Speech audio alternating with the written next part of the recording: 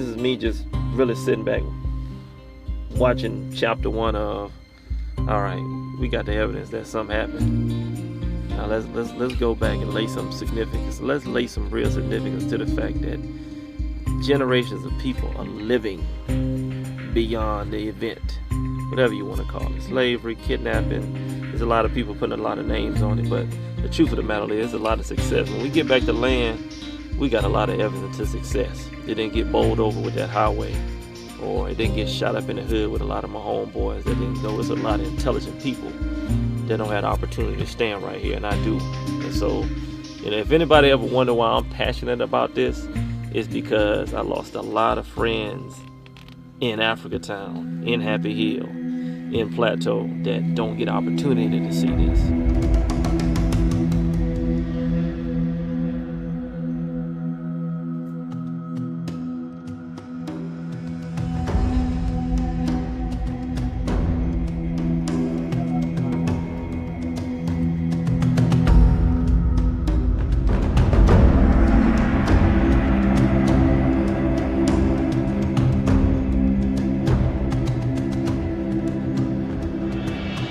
The ones that ended up found in Africatown in here, that's where they stayed for about 6-8 months. And they didn't like living on the water because it would flood down here sometime. And I think they went through a hurricane. And I think they also fought a little bit with the people that were here. And so they moved back up to the higher ground, quote, plateau. And that's where they established the town.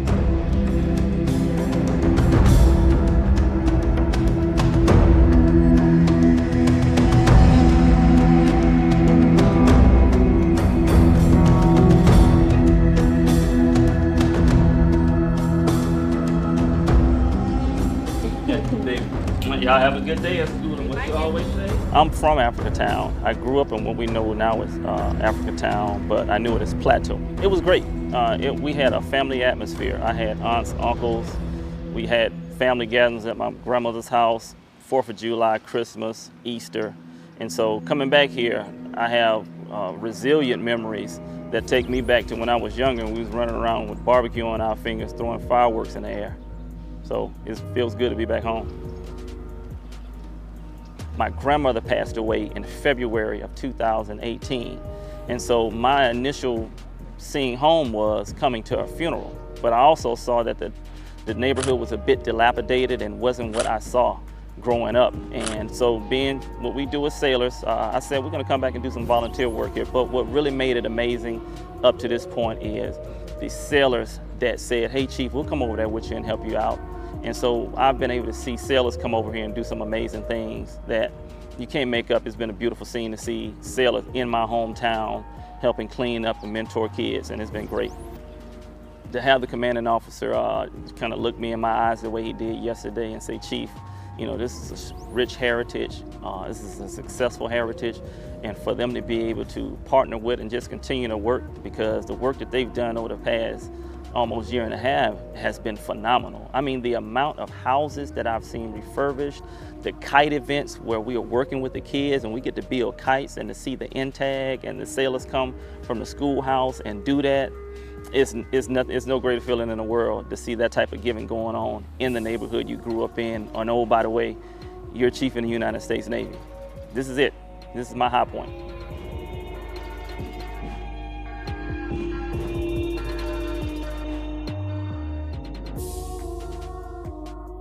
Members of my command yesterday, we actually got a very thorough history lesson on the significance of the community here in Africatown. Navy recruiters from the schoolhouse here in Pensacola and members of my team here in Mobile have been partnering and volunteering with the Africatown community over the last couple years.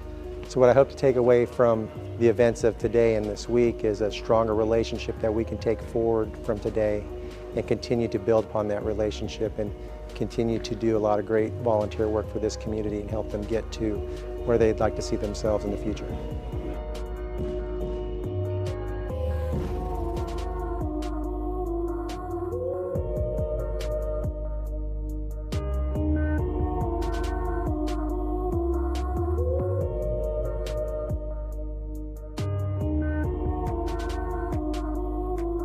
You know, we've seen this billion-dollar impact in Montgomery for a museum about lynching.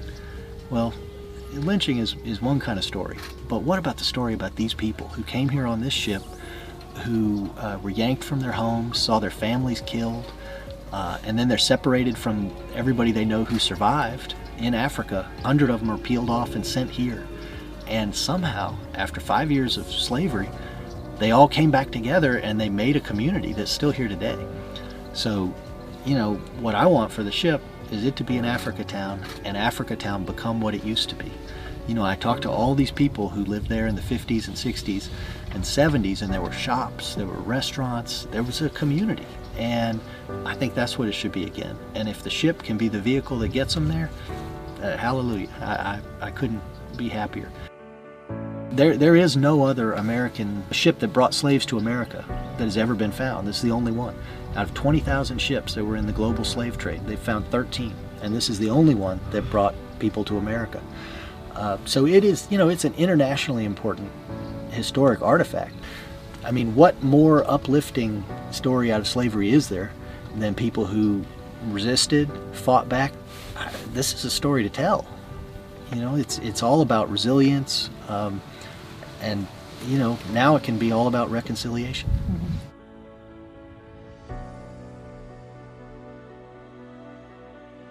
These people survived all of this.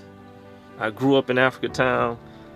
It was times where I didn't know how far the mall was because I only lived in Happy Hill, period. Nothing went there.